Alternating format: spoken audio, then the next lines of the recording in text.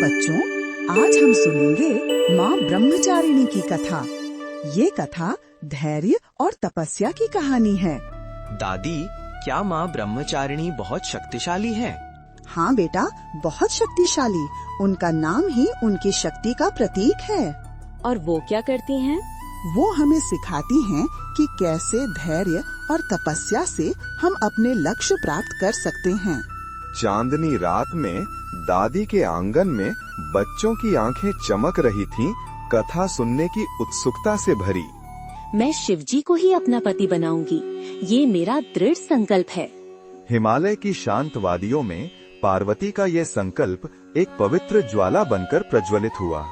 उनके बिना मेरा जीवन अधूरा है। मैं हर कठिनाई सहन करूंगी, हर त्याग करूंगी। उसकी आंखों में एक अदम्य आशा और दृढ़ विश्वास झलक रहा था। वह घने जंगल में चली गई। वहाँ उसने तपस्या शुरू की। स्वयं से पहले फल, फिर पत्ते, फिर कुछ नहीं।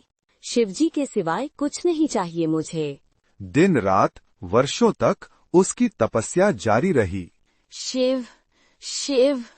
पार्वती, ये क्या कर रही हो तुम? तुम्हारा रंग उड़ गया है। यह कष्ट नहीं, मेरा सौभाग्य है सखी। पर तुम्हें भय नहीं लगता? तुम इतना त्याग क्यों कर रही हो? शिवजी का स्मरण ही मेरी शक्ति है। उनके बिना मेरा जीवन अधूरा है। तुम बहुत दृढ़ हो पार्वती। मन ही मन, वाह, कितना अटूट विश्वास! इस युवती में माँ शक्ति का साक्षात्कार है। ऋषि ने देखा कि वन्य प्राणी भी पार्वती की तपस्या से प्रभावित होकर शांत बैठे हैं। उसका त्याग और धैर्य अद्भुत है। वर्षों बीत गए। पार्वती की तपस्या की गूंज स्वर्ग तक पहुंची। देखो, पार्वती की तपस्या कितनी अद्भुत है। उसका त्याग और समर्पण काबिले तारीफ है। देवता आश्चर्यचकित थे पार्वती के अटूट विश्वास से। पार्वती, तुम्हारा त्याग देखकर मेरा दिल पिघल जाता है। क्या तुम्हें कभी पछतावा नहीं होता? नहीं सखी, मेरा विश्वास अटूट है। यह त्याग ही मेरी पूजा है। पर इतना कष्ट सहना तुम्हें डर नहीं लगता? शिवजी के प्रेम में डर का कोई स्थान नहीं है। तुम्हारा दृढ़ विश्वास अद्भुत है। तपस्या के फलस्वरूप पार्वती के हाथों में जपमाला और कमंडल प्रकट हुए।